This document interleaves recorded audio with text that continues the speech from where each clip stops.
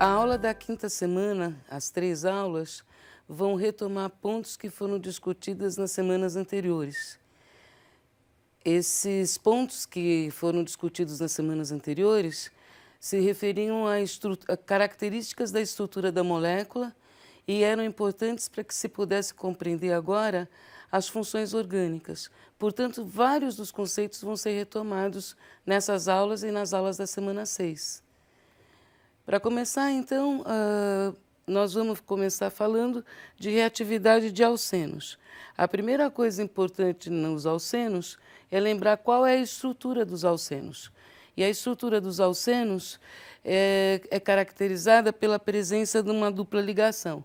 Então, os alcenos têm uma dupla ligação que caracteriza a função, que é essa dupla, e os alcenos têm uma ligação tripla entre os carbonos. Então, para ser alceno ou alceno, o composto tem que ter pelo menos uma dupla ou uma tripla ligação, dependendo do caso, se é alceno ou alceno, na cadeia carbônica que caracteriza a função. Aqui, nesse próximo slide, o que está sendo mostrado são alguns alcenos interessantes. Esse alceno, primeiro, é o alceno mais simples, ele é chamado de eteno, se a gente seguir as normas da IUPAC, e ele é chamado de etileno como nome usual. Ele é muito mais conhecido pelo nome usual do que pelo nome IUPAC. Quando eu digo conhecido, as pessoas se referem a ele nos laboratórios, nas indústrias e em outras ocasiões para escrever rótulos de produtos químicos, mais como etileno do que como eteno. Esse alfa-pineno é um produto natural. Vocês veem, é um alceno também, a dupla está aqui. E o pigmento laranja, que caracteriza a cor da cenoura, por exemplo, o beta-caroteno, ele tem uma série de duplas ligações conjugadas. A gente fala conjugado quando tem uma alternância. Dupla, simples, dupla. Então, aqui há várias conjugações. Para que os compostos apresentem cor, tem que haver uma sucessão de ligações duplas conjugadas. Também esse mesmo pigmento, ele é o precursor da vitamina A. Também esse slide tem a intenção de mostrar que nem todo alceno é uma cadeia simples. Então, aqui está mostrando o alfa-pineno, que eu mostrei atrás. Então, eu vou voltar, alfa-pineno. E o alfa-pineno aqui está desenhado de uma maneira diferente, mostrando que existem dois isômeros, dois enantiômeros, que são as imagens especulares no espelho. E como que se representa isso? O alfa-pineno pode estar representado da forma que estava representado no slide anterior, ou ele pode estar representado dessa forma, o anel de 6 no plano, isto aqui seria este é um similar ao alfa-pineno, não é alfa-pineno. Esta ponte de 3 carbonos pode estar desenhada ou para baixo do plano do anel, ou para cima do plano do anel, e aqui são os substituintes, que estão mostrados aqui, ó, as metilas. Então, nós temos 2 metilas ligadas ou para baixo ou para cima do plano do anel. Então, isso é o alfa-pineno, mais, esse mais se refere, está dito aqui embaixo, ao desvio da luz planopolarizada, ou para a direita ou para a esquerda. E o que eu estou mostrando aqui, acentuando com a flechinha, é o nome IUPAC. Então, o motivo pelo qual esses compostos que têm um esqueleto mais complexo têm nomes usuais, principalmente os produtos naturais, é a complexidade do nome IUPAC. Então, esse nome IUPAC está mostrando exatamente qual é a configuração de cada um dos centros de quiralidade, que tem 3 metilas e que são 2 anéis. E que o total de carbonos na estrutura é 7, que tem uma insaturação que está indicada aqui pelo eno, na posição 2. Então, o nome UPAC é uma coisa interessante de se analisar com calma, inclusive consultando as regras. Porque quando a gente consulta com calma as regras, o que acontece? A gente consegue ir aos poucos compreendendo qual que é a nomenclatura da UPAC, mesmo em casos mais complexos. E o motivo da cânfora estar mostrada aqui é para mostrar de novo a questão dos enantiômeros espaciais, e a cânfora pode ser derivada do alfa-peneno. Você pode obter cânfora a partir do alfa-peneno. Agora, uma estrutura mais simples para a gente ver os detalhes da estrutura do alceno. Esse, como eu já disse, é o etenoetileno. Essa representação mostra a distribuição de cargas elétricas no eteno. Essa representação ela é obtida por cálculos matemáticos, a partir das funções de onda que caracterizam a energia dos elétrons. Então, essa região vermelha aqui está mostrando um ponto de densidade de carga negativa. Esse ponto de densidade de carga negativa é o que vai dar as características da reatividade dos alcenos. Então, aqui, ó, esse ponto vermelho é onde alguma espécie que tem afinidade por elétrons pode atacar a cadeia do alceno. Isso faz com que o alceno seja muito mais reativo do que o alcano. Os alcanos não têm insaturação, portanto, não tem uma nuvem de elétrons concentrada em algum ponto da cadeia que diferencie esse ponto do resto da cadeia. Por isso, os alcenos têm uma reatividade diferente dos alcanos. Aqui, esses dois traços representam o quê? A ligação dupla. Uma ligação é sigma e a outra ligação é π. A ligação que a gente chama de sigma é a ligação que é feita pelos orbitais na direção do eixo dos orbitais. Então, a hibridização aqui é sp2 nesse carbono, sp2 nesse carbono. O que significa? Que eu tenho 3 orbitais sp2, porque foi feita a mistura para hibridizar de um orbital s com 2 orbitais p. Se eu tinha um orbital s com 2 orbitais p, são gerados 3 orbitais sp2. Esses 3 orbitais sp2 nos auxiliam um pouquinho agora a pensar no modelo de repulsão de pares de elétrons, que é o modelo do Gillespie, o modelo Vesper. Então, o que acontece? Se eu tenho 3 ligações aqui em torno desse carbono, por exemplo, uma é 3 regiões, não ligações. Uma é a região aqui entre os carbonos. A segunda é a região carbono-hidrogênio. E carbono-hidrogênio, o que acontece? 3 regiões onde há concentração de elétrons, para se afastarem o máximo possível no espaço, isso é um plano, uma geometria plana trigonal.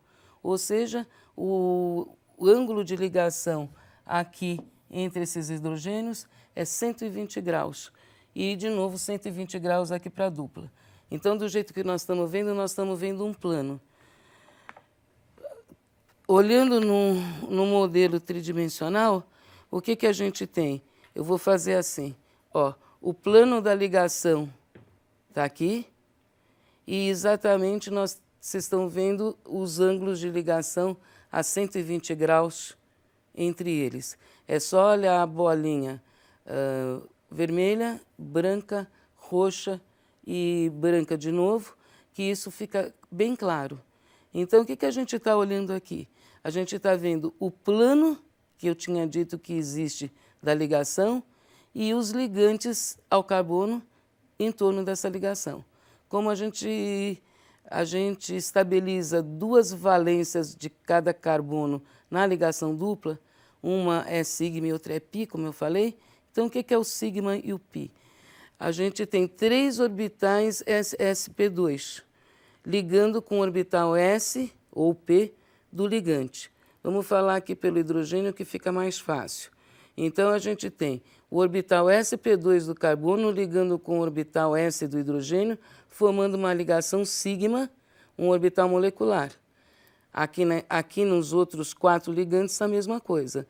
E entre os carbonos, eu vou ter uma ligação sigma sp2-sp2 e uma ligação π, que é uma ligação entre os orbitais p do carbono que não foram hibridizados. Essa ligação ela é feita como? Eu teria um orbital p aqui, perpendicular ao plano, e ele se inclina para formar a ligação π. Essa que é a ideia.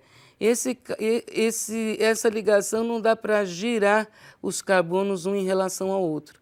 Como não dá para girar os carbonos um em relação ao outro, nós temos uma geometria fixa na região da dupla. Então, pode haver isômeros cis e trans. Então, eu já vou mostrar. Agora, vocês estão vendo aí o cis e o trans. O cis, os dois substituintes diferentes estão do mesmo lado do plano e no trans eles estão em lados opostos do plano. Então, voltando agora aqui, essa molécula que eu mostrei, esse modelo de molécula que eu mostrei para vocês, então estava querendo representar algo semelhante a isso. Só que o eteno não tem cis-trans porque ele ainda não está substituído. Eu já mostrei a substituição para vocês. E aqui está mostrando exatamente a distância de ligação, uma ligação dupla, porque tem a sigma e tem a π, sendo que a π, aqui a dupla está nesse plano, então os orbitais π estariam perpendiculares aqui ao plano. Então, o que acontece? A ligação π é uma ligação curvada, por isso ela é mais fraca do que a ligação sigma.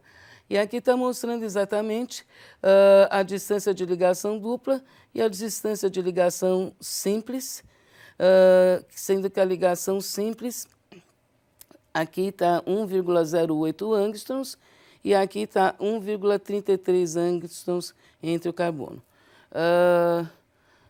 A ligação CH é 1,08 no etano, 1,09, 1,08 no eteno, e essa distância, que era 1,54 angstroms entre os carbonos, passa para 1,33 angstroms, porque a ligação dupla é mais curta do que a ligação simples.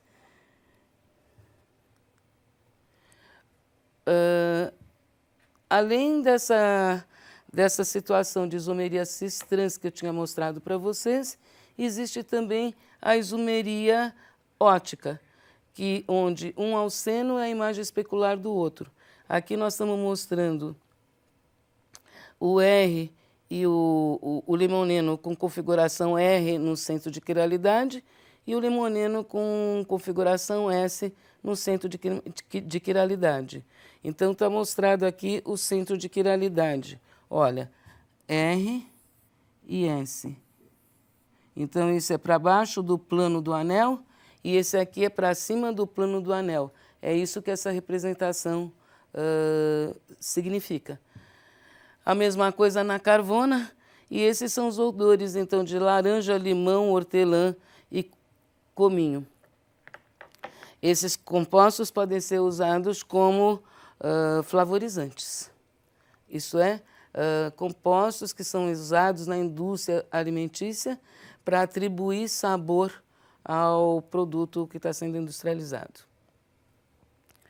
Sobre isomeria cis-trans, então, eu tinha mostrado para vocês o modelinho. É só retornar para ver o modelo tridimensional de novo. E agora eu vou falar dos detalhes. Então, se em torno de uma dupla ligação eu tenho pelo menos em cada carbono 2 grupos diferentes entre si, eu posso ter o arranjo cis ou o arranjo trans. Ou seja, para que tenha arranjo cis e arranjos trans, tem que ter em cada um dos carbonos da dupla 2 grupos diferentes ligados. Esse é trans porque os grupos diferentes estão opostos entre si no plano do anel. Então, o trans seria este composto aqui. Então, vocês podem perceber o que está desenhado na tela. da seguinte maneira: o plano da ligação, eu estou segurando exatamente para mostrar o plano da ligação, esse modelo molecular, e aí, de um lado e de outro do plano da ligação, estão os substituintes, que são as metilas. Eu segurei a metila vermelha na mão, agora eu vou soltar. A metila roxa está oposta à metila pink, em termos do plano do anel. Para o cis, o raciocínio é exatamente o mesmo, portanto eu vou mostrar muito mais rápido. Os dois substituintes metila, eles estão exatamente do mesmo lado do plano do anel. Bom, então essa é a isomeria cis-trans e ela é, como vocês viram, mais fácil para quem tem dificuldade de visuoespacialização, porque é simplesmente imaginar um plano e o que está ou do mesmo lado ou em lados opostos desse plano. Os dois isômeros podem ser isolados, eles têm propriedades diferentes, não são as mesmas propriedades. E eles podem ser isolados, como eu disse, porque têm diferentes propriedades, e aqui está mostrando o ponto de ebulição, que o ponto de ebulição para o composto cis é diferente do ponto de ebulição do composto trans, sendo que o do trans é bem mais baixo do que o do cis. Por quê? Porque os momentos dipolares que existiriam aqui na ligação, entre a ligação carbono-metil e carbono-metil, esses momentos dipolares, eles exatamente se anulam. Então, essa molécula, ó, um vetor oposto ao outro para o momento dipolar. Então, o momento dipolar dessa ligação devida a esses substituintes é zero. O que acontece? Como a molécula é apolar, as forças de atração nessa molécula são forças de Van der Waals, dipolo induzido do tipo de dispersão de London. E aqui no caso do butano, que é cis, os vetores de momento dipolar não se anulam, porque ambos estariam apontando para a mesma direção. Essa pergunta foi feita numa das aulas anteriores, dizendo: e qual seria o caso do composto trans em termos de ponto de ebulição? Então, a resposta é: no composto trans, o ponto de ebulição sempre é mais baixo do que no composto cis, no seu isômero cis. Por quê? Porque no isômero trans há possibilidade de que os momentos dipolares se anulem. O cisbuteno é menos estável do que o trans. Por quê? Porque aqui está apontado para vocês os grupos metila aqui nesse modelo. Então, vocês veem que no caso do composto trans, as metilas estão mais afastadas entre si, seria essa metila e essa metila. Essas duas metilas estão exatamente do lado oposto do plano da ligação. Enquanto no composto cis, que seria essa metila aqui, e essa metila, elas aqui seriam hidrogênios, né? Então, essas duas metilas, elas estão muito próximas entre si e há repulsão entre as estratosferas das metilas. Esse tipo de modelo, que se chama espaço cheio ou espaço completo, ele mostra exatamente a relação entre os raios atômicos. Então, dá para a gente perceber muito bem a proximidade do grupo metila, que é um grupo grande. E aqui é essa discussão mostrando que se ambos os compostos, o cis e o trans, forem reduzidos a alcano, para a gente ter um ponto de comparação, a energia que é liberada pelo composto cis é maior do que a energia liberada pelo composto trans. Por quê? Porque o composto cis tem um maior conteúdo de energia, ele é menos estável. Existe uma outra nomenclatura além da cis e da trans, que é a nomenclatura chamada E e Z. Vejam que se a gente tem três substituintes diferentes em torno da dupla, é difícil decidir se é cis ou se é trans. Então, essa nomenclatura não resolve como designar esses compostos. Por isso, foi estabelecida uma nova nomenclatura, que é a nomenclatura EZ. Para isso, a gente tem que atribuir a ordem de prioridade de Kahn-Ingold-Prelog, da mesma maneira que a gente fez no caso dos isômeros RS. Então, tem que ver qual é o composto, o substituinte mais prioritário em torno do carbono para cada um dos carbonos. Então, aqui bromo é mais prioritário porque a massa atômica do bromo é maior. Então, comparando hidrogênio com bromo, bromo é mais prioritário. E comparando do outro lado, metila com cloro, cloro é mais prioritário porque a massa atômica do cloro, que está ligado diretamente ao carbono, é maior do que a do carbono. Portanto, a ordem de prioridade nesse composto aqui que nós estamos olhando, a ordem de prioridade mostra que o composto é um composto Z. Z vem do alemão zusammen, junto. E aqui os de ordem prioridade maior estão em planos opostos à dupla ligação.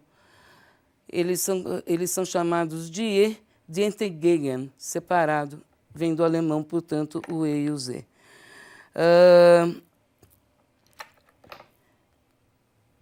Isso é um resumo das imensas possibilidades de reação que a gente tem com o alceno. Então, enquanto um alcano simplesmente ou sofria combustão ou sofria reações de adição radicalar, de substituição radicalar, aqui nós temos todas essas possibilidades. Então, vocês veem que, tendo um alceno, toda essa química é possível de ser feita e se obtém um número enorme de compostos de diferentes funções orgânicas. Então, isso aqui foi uma tentativa exatamente de fazer um resumo da reatividade dos alcenos. Algumas coisas já estão apontadas nas flechas, por exemplo, aqui, haleto e água, da aluidrina. É simplesmente agora, quem quiser melhorar ainda mais o resumo, ver em que condições essa reação acontece, se precisa de luz, se precisa de calor, ou algum detalhe que queira acrescentar aí nesse sumário, para ficar com o sumário mais completo ainda. Bom, com essa transparência que mostra, então, a síntese da reatividade dos alcenos, nós vamos encerrar essa aula e na próxima aula nós vamos tratar agora de qual é o modelo que explica essa reatividade.